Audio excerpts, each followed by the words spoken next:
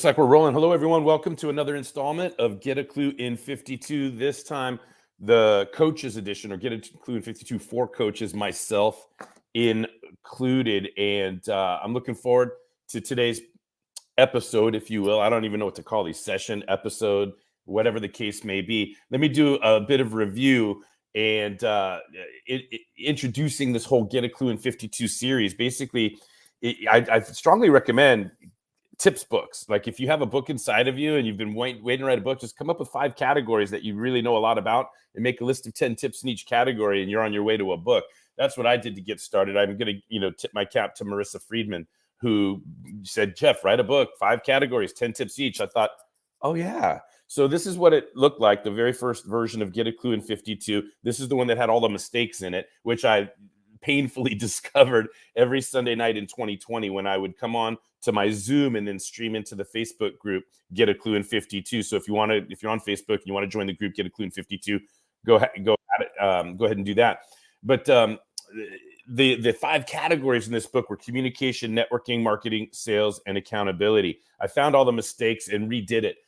Found some good formatting and some good editing help, and we got this version. This is the version that I'm proud of. I disabled this version. I don't think you can get this one unless it's like on the underground market or something. This one's disabled because of all of the mistakes and everything. This is the one, if you want to get the original Get a Clue in 52, this is the one that you're looking for. Those are the 5 categories. There's 10 tips each, except 2 extra tips in marketing, so I'd have a year's worth. And so these books become a marketing tool, really, a legitimate reason, a viable reason to get online every week and put some content out there into the world. Then to continue the progression, a client of mine, Vipul, who also knows Marissa as well, he said, Jeff, I'm working on my book and here's my tips. And, so through some coaching and some consulting, I got some guests that are joining. Let me make sure let me get these people into the room here. Hang on a second. Wait. Add you to stream. Hello, Patty and Sue. I'm just doing a bit of a review. It's nice to see you guys. Good morning, or afternoon, or whatever's going on for you in the world, wherever you are. Anyway, so I was fortunate to work with Vipul and to give him some input and some guidance and some support for his book, Give Your Way to the Top, which is 5 categories, but they're organized chronologically. He's the serial go-giver, so lots of businesses with him and his wife, but he's also into charity, as Charity for Hope. So the 5 categories in this book are learning how to receive, learning how to produce, learning how to lead, learning how to protect, and then ultimately learning how to give. It's a chronological progression. And we got online every Tuesday night to read his tips and to have discussion around his tips in 2021. And then last year in 2022, I got done reading my tips. He got done reading his tips. We said, what are we going to do now? So we came up with another version and we co-authored this book, this project, Get a Clue in 52. We did it in his branding and in my branding. And this is the entrepreneur edition. So mine is Get a Clue in 52 Entrepreneur Edition. His was for entrepreneurs, different ISBN numbers. So then we would get on Tuesday night and read the tip for 30 minutes and stream into my social media channel. And then we'd get on for another 30 minutes and stream into his social media channel. We did that. Also, brief plug, last year, I also came out with this book called The Integrity Game, which is not the subject of these Friday sessions where we're focused on Get a Clue in 52, but it's just to show you, like, once you get into the rhythm of writing books, it's a rhythm. It's almost addicting to come out with a book. It's a special feeling, and the newest edition of Get a Clue in 52 is this one right here for coaches. I'm really excited about this, and today is tip number 6, right? The 6th week of the year, tip number 6. So, in the dedications, it's dedicated to my family. Of course, nothing happens without my constant commitment to feel like I deserve my wife and kids. I'm a very, very, very, very, very lucky man. So the whole book is dedicated to Marianne and my 3 kids, Abigail, AJ, and Brody. I also want to give a shout out to Troy Hoffman, who wrote the foreword for the book. Troy's easy to find. Look him up. In prior sessions, Troy was a guest in the very first week, and it was an honor to have him. And I'm really grateful that he wrote the forward. And then, the 5 categories in this book are self-promotion, which is where we're in right now. Tip number 6 of the book overall is in self-promotion. And then we're going to move on in a couple weeks to enrollment or engagement. As coaches, we promote, and then ultimately people become aware that we're coaching and that we have coaching to offer. And then we have to get people enrolled or engaged. We have to convince people to hire us as the coach, right? We want to enroll them in our coaching programs and get permission to lead them in that coaching relationship. Once they're in, then it's just motivation plus accountability equals results. So we have a category on motivation, a category of accountability.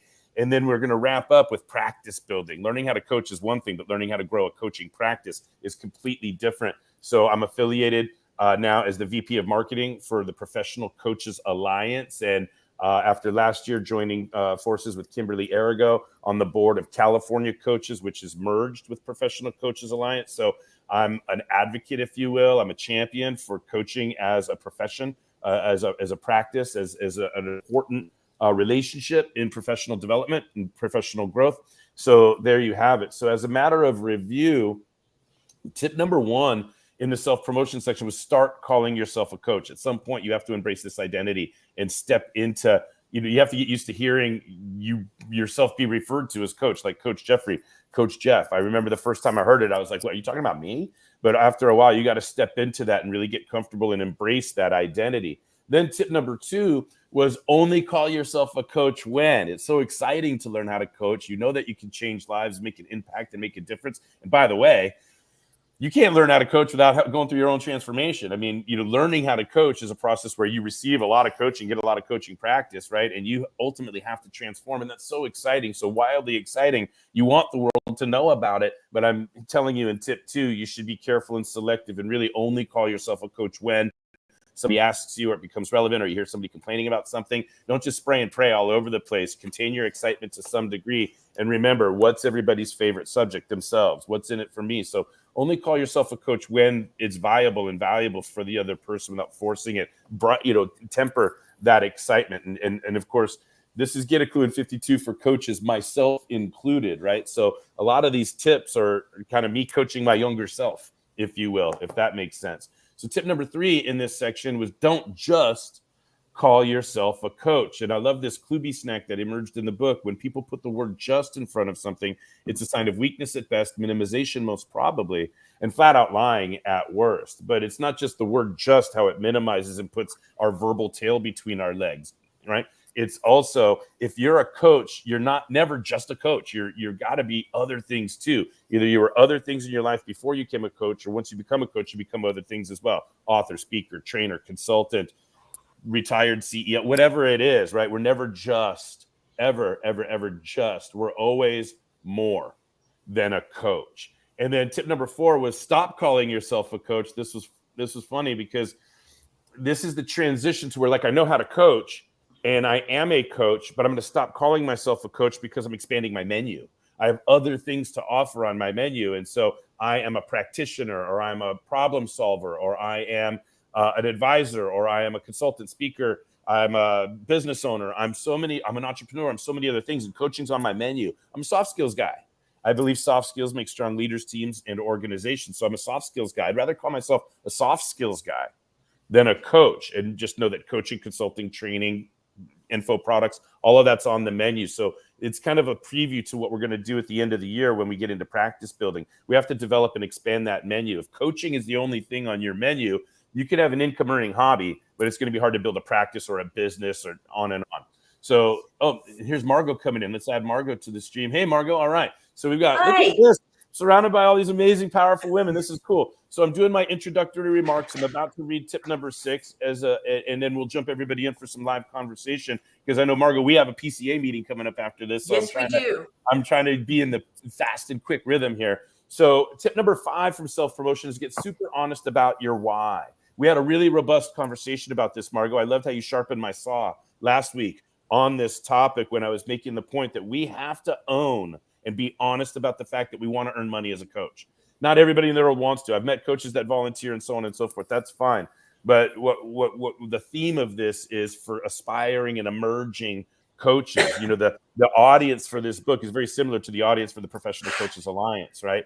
Is we want to support aspiring and emerging coaches in the practice building of it all. And that means, we do want to earn money as a coach. I want to earn money either in replace of how I used to earn money, or in addition to how I currently earn money. But if we don't get honest about the value that we're bringing and our rates and our pricing, and if we don't just get honest about that, we're going to fumble all over ourselves when we're self-promoting. We're not going to be clear. We're not going to be specific. We're not going to be sharp. We're not going to be understandable if we're veiling and clouding and ambiguous about this very important truth that we deserve to earn money as a coach. Coaching is a very valuable relationship and experience and form of support, and it's worth investing in, and it's worth every penny you can get for it, right? And you got to own that and be honest about it, because the more money you earn as a coach, the more you can grow your coaching practice and reinvest in yourself and make more impact in the world, all of those reasons. So that takes us to today. Tip number 6 is to get super confident about your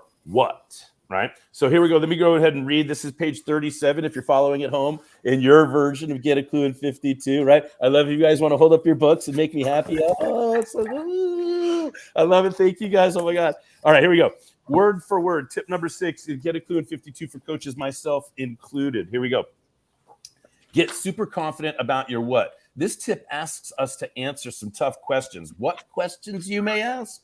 Yes, what questions? Exactly. That's my fun wordsmithing. Here we go. Here's a list of what questions in no particular order of importance that we have to have clear, compelling, confident answers to. What sport do you coach? Oh, well then, what is a coach? What does a coach do? What kind of coach are you? What kinds of people do you coach? What kinds of businesses do you work with? What is your target market? What is your ideal client? What is the difference between a coach and a mentor, shrink, counselor, consultant, friend, guide, accountability partner, etc.? What do you do for people? What do you do for the people that you coach? What problems do you solve? What do people get when they work with you? What does your coaching do better than anyone else's coaching? What does your coaching do that nobody else's coaching does? What is your greatest accomplishment as a coach? What do you charge for coaching? What else do you do besides coaching? There are likely several more what questions that could have made the list, but you get it. It doesn't matter how well we understand our what if we are unable to help others understand. The importance of having answers to the questions above really speaks for itself, but our actual answers do not. We will need to develop clear and compelling answers to the what questions that will emerge in the minds of our market, audience, prospects. We can start by answering the questions above as many ways as possible that are true for us today. From there, we can practice, refine, and ultimately master the self-promoting statements, phrases, slogans, taglines, and specific adjectives or words that we confidently build into all self-promoting communication. So there you have it. As succinctly as I could deliver it, 12 minutes in, we've introduced the tips. That's tip number 6. Let me joyfully welcome these powerful women, Sue, Patty, and Margot, into the conversation. It's great to see you guys again. Happy Friday. And is that a Boston Red Sox cup? You're appealing to my baseball fanaticism. And it's just wonderful to see you guys. I'm going to sip on some coffee and see what you guys have to say about today's tip or anything overall. No, I think it's absolutely an important one. Can you hear me okay? Yeah, I can hear you all right. Yeah. Because if we can't explain succinctly what it is we do, then we're just adding to the confusion, to the cloudy murkiness of the conversation, instead of getting crystal clear and to the point and helping people go, yes, that's what I need, what you just said. So I think it's an important point. Absolutely. Yeah. And, it's a succinct tip. I like the list. I got into a rhythm or a lather, but here's the other thing too. Let me just add this to the conversation. If anybody has any preconceived notion of what coaching is, and then we're even murky and cloudy and ambiguous and vague on top of it, no bueno, right? Yeah. So part of this is, the context of the tip is self-promotion. We're self-promoting. We want people to know what we do, what we're capable of doing. So we want to be crystal clear. But the other, another ring around the self-promotion ring is we're advocates for this profession. We're advocates for this work. Mm-hmm. And we want to make sure that when people think about coaching, when people form their understandings of coaching, whether it's from us or anybody else, that they can speak proudly. They don't want to say, oh, you're just a life coach, or, oh, I've heard people speak negatively and with a failed or an inadequate understanding of what coaches really do. So it's kind of on us to wave the flag for the viability and the importance of our profession. And we're not going to do that very well if we're stumbling, fumbling, bumbling over our own self-promotion. So thank you for that, Margot. Anybody else have a comment or a question? There's no pressure here. It's nice to see you guys. Yeah, I guess for me, what I'm learning is the more clarity I have around answering these questions, the more effective I'm able to apply what I can provide to a client in various situations. So it becomes easier to be appropriate to their need. So you, like you were talking before, you might have a suite of opportunities that you can offer, but you can tailor that very quickly in a conversation specifically to that person. So the more that you understand what you can offer, how you're going to present that, the more attuned you can be to what are their needs. How can I? You got it. Yeah.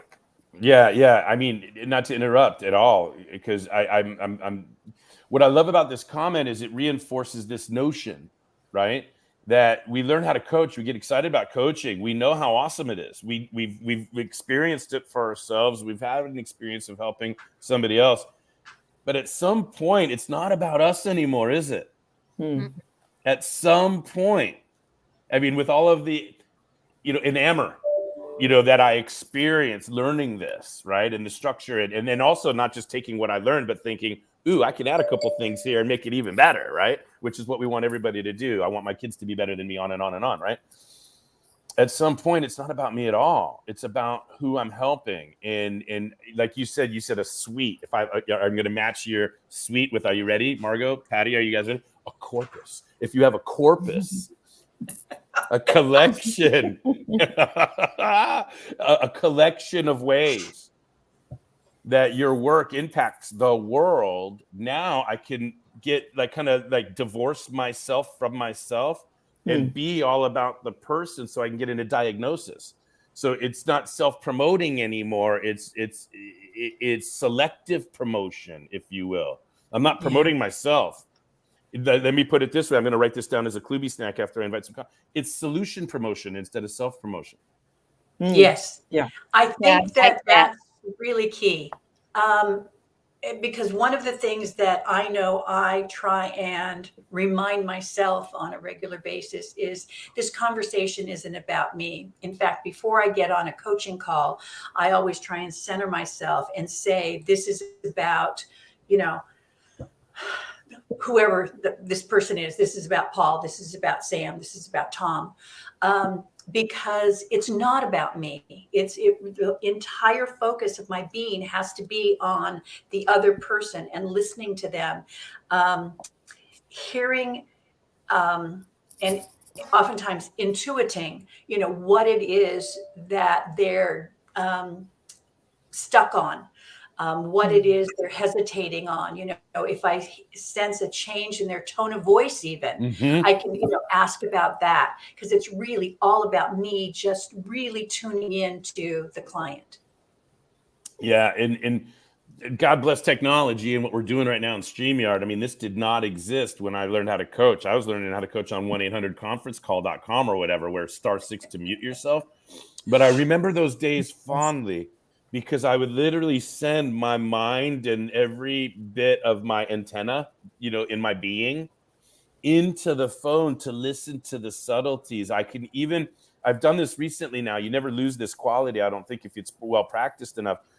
I was on the phone with somebody last week and I'm like, did you just smile ear to ear?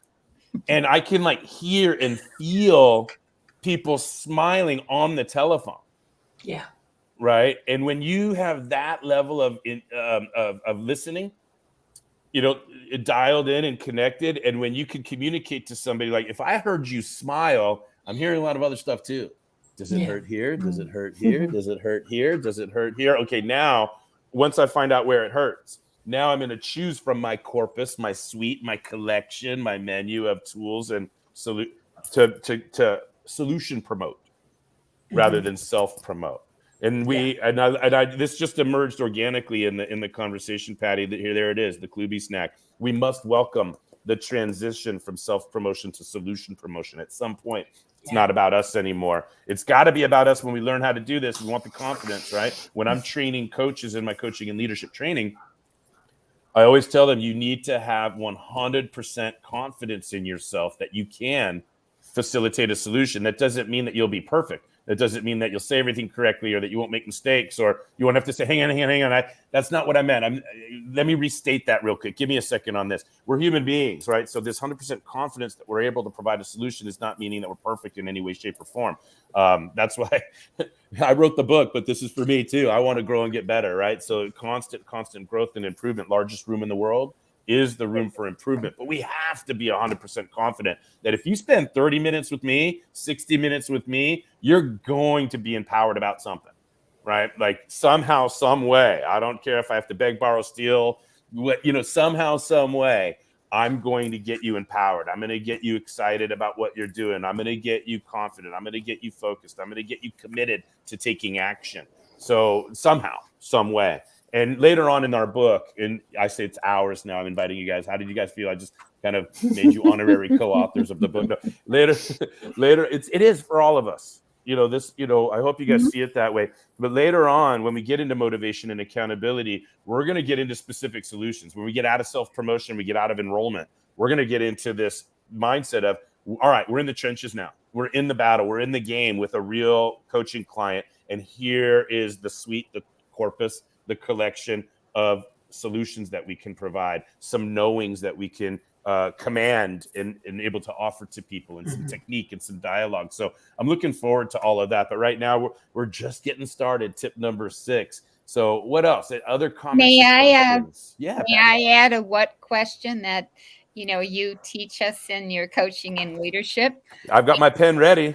What was the most important thing you got out of the coaching session, right?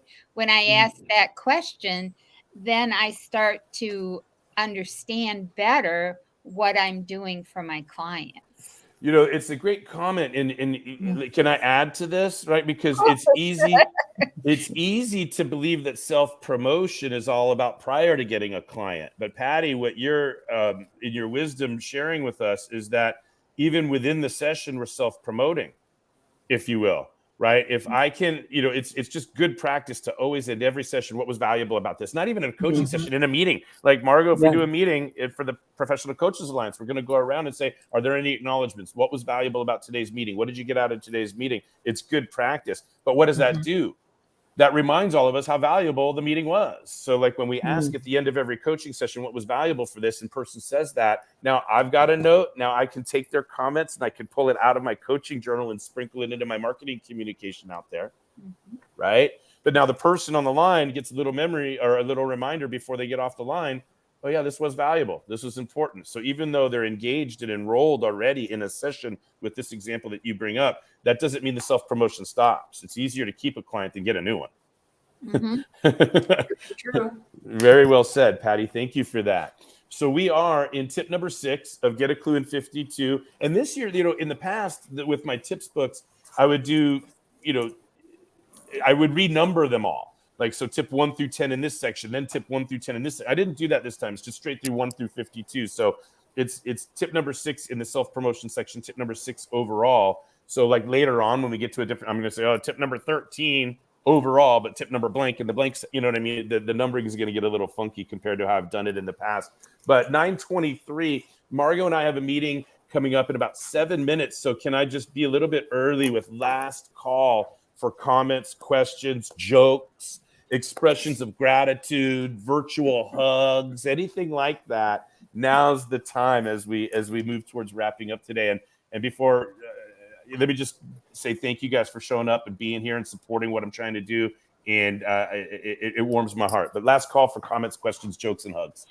Well, Jeff, I will say that first of all, I apologize for being a few minutes late. My allergies continue to plague me. It's all this beautiful green stuff that's popping up all around because of the rain. So I was like, oh my God, I might look at the bags under my eyes. I've got, and now look, I'm smiling. I'm upbeat. So thank you for your energy. Thank you for sort of pulling me out of my morning doldrums.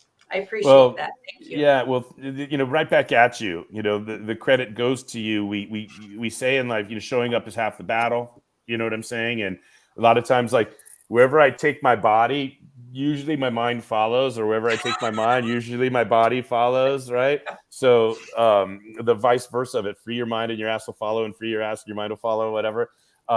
So I just have to give the credit to you and for showing up, but I also have to give the gratitude to you because of all the things you could be doing in your life right now. You're here. So that means that you think that there's something valuable here waiting for you. And so, as always, I'm just endeavoring to make you proud of me and to fulfill and prove you right. I have a new Kluby snack that I've been enamored with this year, which is why spend a second of our lives proving a hater wrong when we can prove believers right.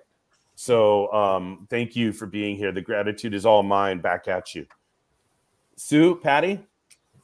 Anybody? For me, well, I was just going to say thank you to Patty for adding that question, because straight away it prompted me.